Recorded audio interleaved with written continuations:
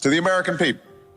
If you like your doctor, you will be able to keep your doctor, period. If you like your health care plan, you will be able to keep your health care plan, period. If you like your doctor or health care plan, you can keep it. Nothing in this plan will require you or your employer to change the coverage of the doctor you have. The only change you'll see are falling costs as our reforms take hold. If you like your health care system and your doctor, the only thing reform will mean to you is your health care will cost less. I will not sign a plan that adds one dime to our deficits, either now or in the future. It is a cost that will not, I repeat, will not add to our deficits. There will be a provision in this plan that requires us to come forward with more spending cuts if the savings we promised don't materialize. Because it is paid for and curbs the waste and inefficiency in our healthcare system, this bill will help reduce our deficit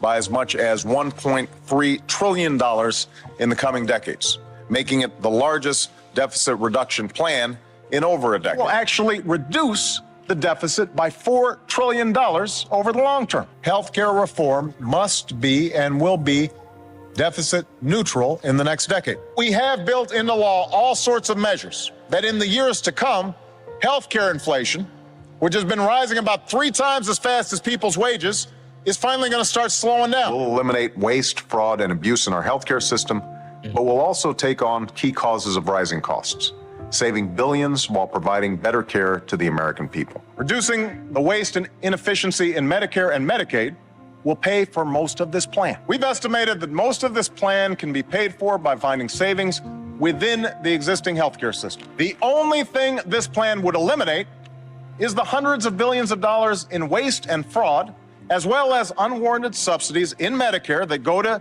insurance companies. Subsidies that do everything to pad their profits will start reducing the waste in the system, from unnecessary tests to unwarranted insurance subsidies, so that over time, Americans are going to save money. Families will save on their premiums. Businesses that would see their costs rise if we do not act will save money now, and they will save money in the future. And save a typical family an average of $2,500 on their healthcare costs in the coming years. Knowing you can offer your family the security of healthcare, that's priceless. Now you can do it for the cost of your cable bill, probably less than your cell phone bill. No federal dollars will be used to fund abortions. There are also those who claim that our reform efforts would ensure illegal immigrants. At the so-called healthcare summit, February 2010, Tennessee Republican Senator Lamar Alexander got under Obama's skin by predicting that healthcare premiums would rise under Obamacare. Clearly irritated, Obama lectured the senator. This is an example of where we got to get our facts straight.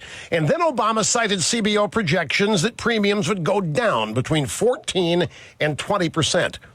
It wasn't just Lamar Alexander. During the entire campaign to ram Obamacare down our throats, Obama and his party's leaders accused any critic of lying about what was in the plan and its impact.